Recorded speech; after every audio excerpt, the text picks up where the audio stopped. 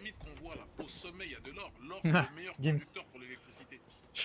C'était des Hmm. foutues antennes. Tu penses quoi du fait que les pyramides auraient pu gérer de l'électricité?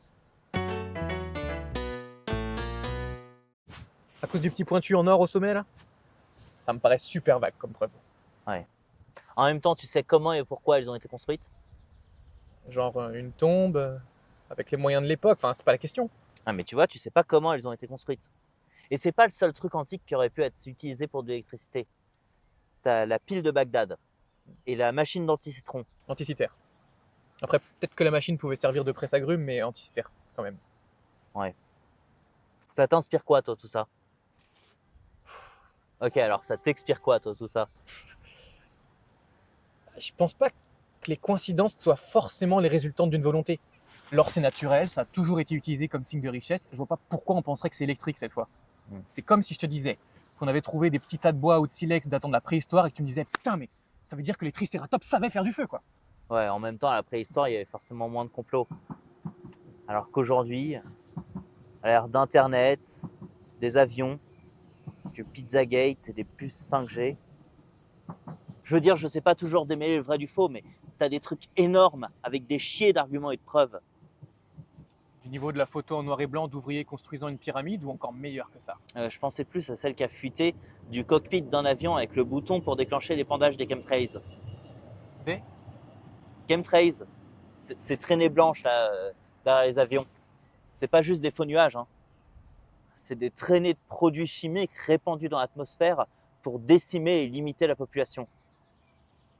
Enfin, c'est ce qu'on dit. Et tu sais, on n'est jamais trop prudent. Ouais. Bah ouais. D'où le Covid. Attends, t'es sûr? Parce que j'ai entendu plein d'autres théories, hein. Déjà le pangolin, ensuite la Ah sortie d'un laboratoire. Non, attends, c'est simple. Le Covid, c'est un virus apporté par les reptiliens sur commande des Illuminati pour réguler la population mondiale et ne garder que les disciples du Christ cosmique, le grand monarque Sylvain du Rif. Après, heureusement pour nous, la pandémie a été stoppée par les Avengers quand ils sont intervenus en Atlantide. Putain, j'essaye de réfléchir sérieusement, Riwan. Même sur des photos et des vidéos datant des années 30, on voit qu'il y a toujours eu des traînées de condensation derrière les avions. Et on attend encore les millions de morts dus à ces empoisonnements. Je sais que ça te paraît logique. Mais sur le Covid, par exemple, comment tu fais pour les vérifier, les chiffres? On voit tout passer. Comment tu fais pour savoir lequel est la vérité? Alors ouais, les chemtrails...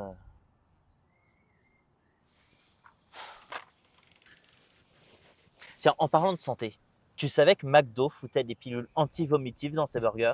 Ouais, j'ai vu ça. Mais figure-toi que la dernière fois, j'ai retiré ce que je pensais être la pilule et j'ai pas vomi. Ça pourrait être un coup de bol. Ou un effet statistique. Il faudrait qu'on fasse des tests à grande échelle pour pouvoir s'assurer que Toi, c'était... les stats, c'est quand ça t'arrange. Hein. À part le fait que sur des photos, ça ressemble vaguement à une pilule. T'as autre chose? Pas mieux. Mais j'ai du mal à croire que c'est juste une coïncidence. Ça pourrait, hein. Ouais, Mais voilà. Le fait est que t'as envie d'y croire.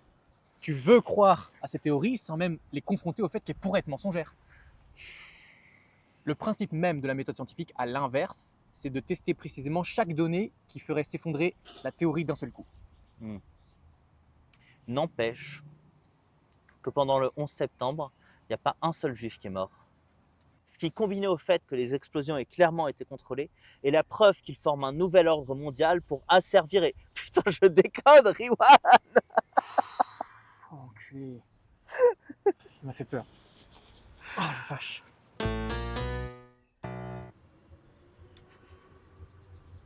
Tu suis, toi, l'émission Artemis pour retourner sur la Lune? Ah, parce que tu crois vraiment qu'on a pu passer les ceintures de Van Allen et aller sur la Lune? Et Kubrick alors? J'aime bien ton petit côté naïf.